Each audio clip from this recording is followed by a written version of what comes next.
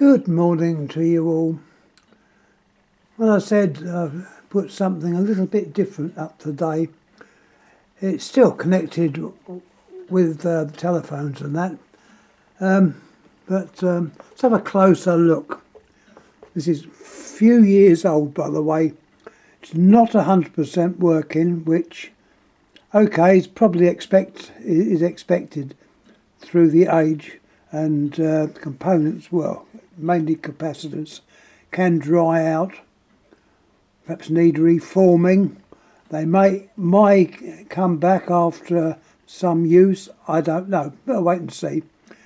Anyhow, I picked this one up. It's in very good condition. Well, it's not completely working, but there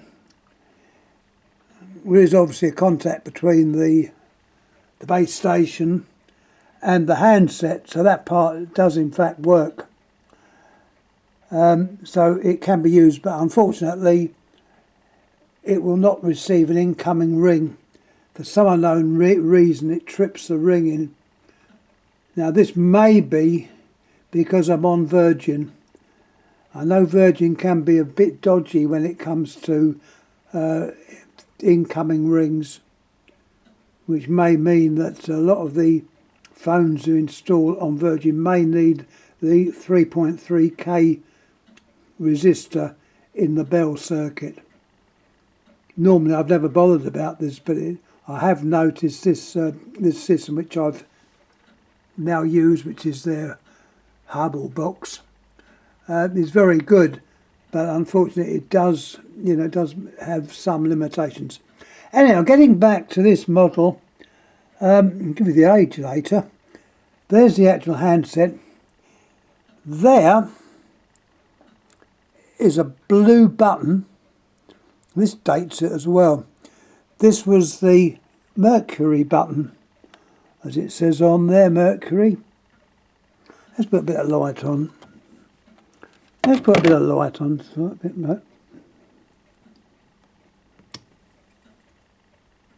Put a bit of light on. It's on an antique lamp as well. Everything's old here, including me. Yeah, I'm going to say there's the button. That's the Mercury button.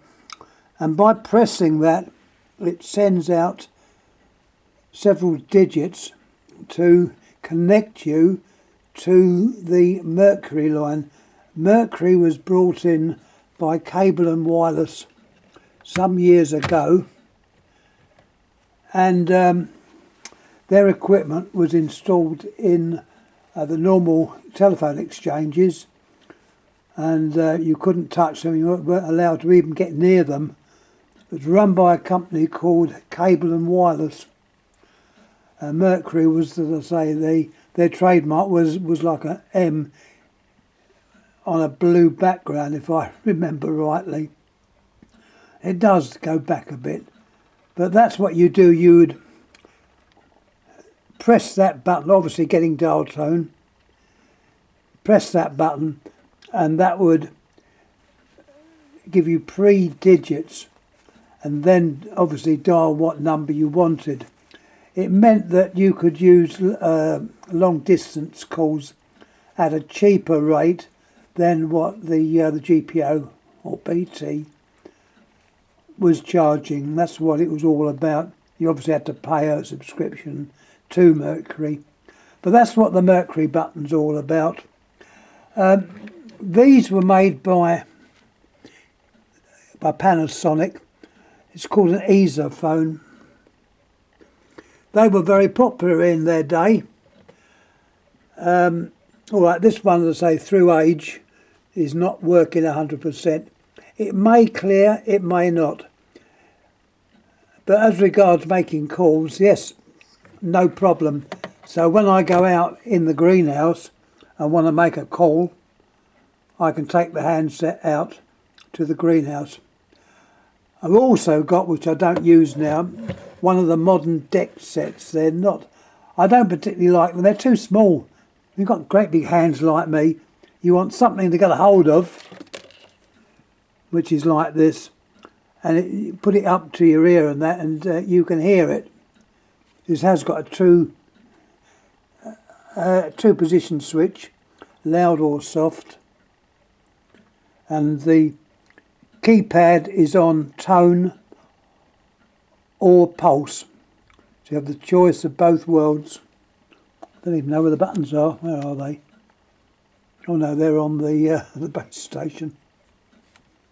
So that's the unit. The aerial on the antenna is a plastic.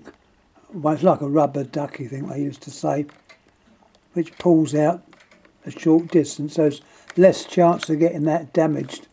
Remarkably, the antenna on the base station is normal whip type. That's in very good nick. Wherever this phone's been kept, and it was in its box. I got this off of eBay. Obviously been stored for many years. There's its box, there's the model number. And let me show you something on here. I wondered how old it was. Haha. I soon found out. There it's got where it was sold. It was sold by a shop called Dixon's, which I think have gone out of business now, or that name you don't see now, Dixon's. Whether they went in with one of the bigger ones, they probably did. There's the date, 28th, 6th month, 94. 28/6/94. There's the town it was bought in, Stourbridge. That's Stourbridge? Yeah, Stourbridge. So that gives an idea of how old this was. I think that works out to be about... I'm not very good at maths. I wrote it down. I'm terrible when it comes to maths. I don't like figures.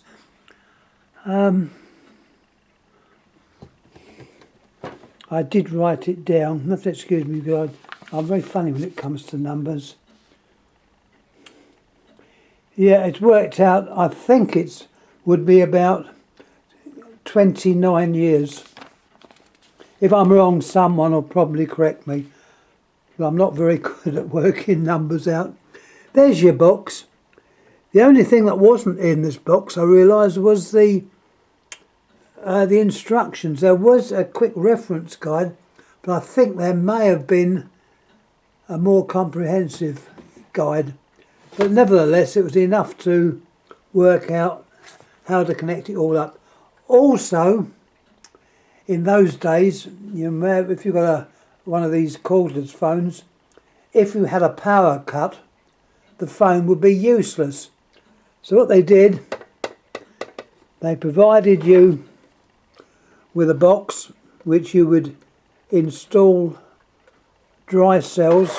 In this case, I think they're the AA size. They're the normal penlight size, and that would add up or make up 12 volts, which is the power from that unit down there, which is the power supplied to the phone. You've also got a wire aerial which you put up as high as you can put it. Now what else have I got to say about this? I think that's more or less it. Yeah, I put the age down there. Yeah, that is all. So I think more or less said all I've got to say. It's just an interesting part of history, I suppose. I do remember these. I also remember the ones that come out before these. And one memory is one of these phones, which made by a company called Webcore. I think they were probably not allowed by the post office or GPO at the time, but they were being sold. I don't know who sold them. I know I picked up one of these off of someone, so I don't know where he got it from. And oh, well, I just mentioned that clip down there is up to clip the base station on the wall. Sorry about that. Anyway, getting back to the web core. The web core was a unit like this, but a little bit bigger. Perhaps not so streamlined made, but what it did have was a set of batteries, or rechargeable batteries, which you can actually disconnect. It was on a slider, so instead of taking the batteries out to replace them, you'd take the whole unit out, and that would then go into, if you liked, into an additional charging box. You had several of these with the phone, so you didn't just have the one.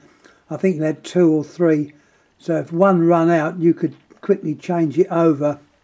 It was obviously charged up if the phone was put back in the holster, I believe. My memory's not too good, but anyhow, it was called a web core, and they were long distance. You could even buy an antenna which you could install outside. You had your coax coming down and fixed or screwed into the back of the box. It was a sort of semi-professional job, and I know I did try this out from where I used to work. Was approximately 4 miles, and I couldn't make out anything I was saying, but at least it did indicate that there was a connection between that distance of 4 miles. So they did go quite well. But as I say, this was a long time ago. I did see one of these being used in a camping site in France, and it was ideal for that. But of course, that was the days before mobiles, and people did rely on that type of phone. And of course, on a campsite, it was ideal because it was covered. Anyhow, that was, say, the web core. There might be another one I put up on here, not a web core. The chances of getting one of those is pretty remote, I would say. But it's nice to put these things up for a bit of added interest,